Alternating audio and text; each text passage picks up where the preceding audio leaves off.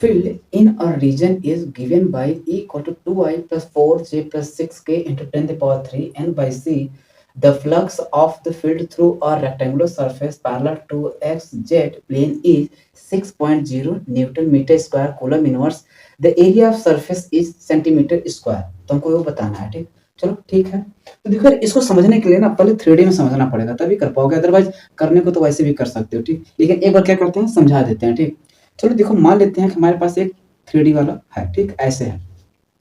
अब यहाँ पर जो रेक्टेंगुलर है, अब ऐसा समझना, ये वाला जो सामने है क्या है, ये जेड एक्सिस, और ये वाला क्या है, ये वाला एक्स एक्सिस, और ये वाला क्या है, वाई एक्सिस। अब जो रेक्टेंगुलर सरफेस है वो मेरा क्या है, जेड और एक्स पे, ये वाला जेड है और ये वाला क्या है, एक्स है, तो यही वाला प्लेन बना, ठीक। अब इससे प्लेन पे से क्या होना है, फ्लक्स निकलना है, तो फ्लक्स निकलेगा। तो जब वो फ्लक्स तभी निकल सकता है जब उस सरफेस का एरिया क्या लूंगा, वाई एक्सिस पे लूंगा, तभी तो निकल पाएगा भाई। अगर मुझे फ्लक्स निकालना है, फ्लक्स निकल रहा है कितना, 6, तो तभी निकल सकता है जब वो क्या होगा, वाई एक्सिस पर होगा। तो जो भी हमने यहाँ पर रेक्टेंगुलर सरफेस लिया तो उसका एरिया किस पे लेना पड़ेगा, वाई एक्सिस पे। किस पे लेना पड़ेगा, वाई एक्सिस पर। तो मैं यहाँ पर ये कह सकता हूँ क्या कि फाई इक्वल टू क्या होगा, ई डॉट ए होगा। ई डॉट ए अगर एक दूसरे के परपेंडिकुलर हो गया तो cos 90 वाली क्या हो जाएगा, 0। तो परपेंडिकुलर नहीं होना है, पैरेलल होना है, ठीक। तो वो कब होगा, जब वो वाई एक्सिस पर होगा। तो ई हमारा कितना दिया गया है, 2i plus 4j plus 6k cap, कितना, 6 कैप। अब यहाँ पर जो रेक्टेंगुलर है, अगर उसका एरिया लेना कितना,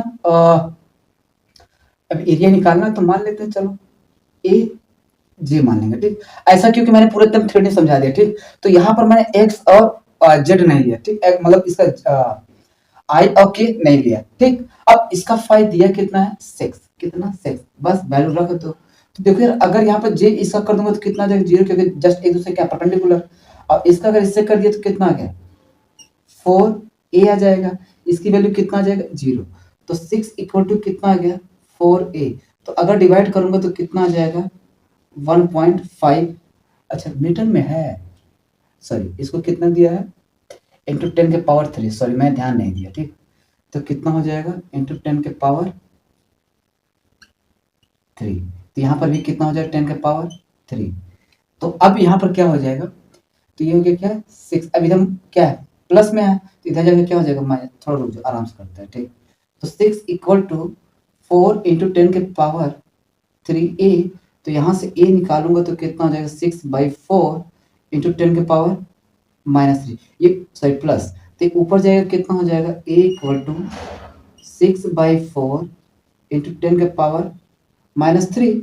इसको मैं सॉल्व करूंगा तो कितना आ जाएगा, तो ये हो जाएगा 1.5 इंटू 10 के पावर -3 मीटर स्क्वायर। लेकिन हमको चाहिए किसमें, सेंटीमीटर में। तो अगर मुझे बताओ 1 मीटर 100 सेंटीमीटर के बराबर, ठीक। तो 1 metre square 100 into 100 centimetre square होगा। तो मैं इसको कितना लिख सकता हूँ, 10 के पावर 4 सेंटीमीटर स्क्वायर। तो बस लिख दो। तो 1.5 इंटू 10 के पावर -3 इंटू 10 के पावर 4 सेंटीमीटर स्क्वायर।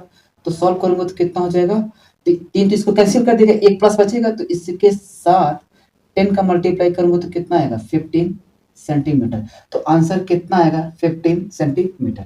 बात समझ में आ गया, ठीक। बाकी चलो जितना भी क्वेश्चन होगा सब कराएंगे। एक भी क्वेश्चन मैं बोल रहा हूँ छोड़ूंगा नहीं, चाहे वो टफ हो, चाहे इजी हो, चाहे न्यूमेरिकल हो, चाहे ऑब्जेक्टिव हो, वगैरह वगैरह सब कराऊंगा, ठीक, A to Z। चलो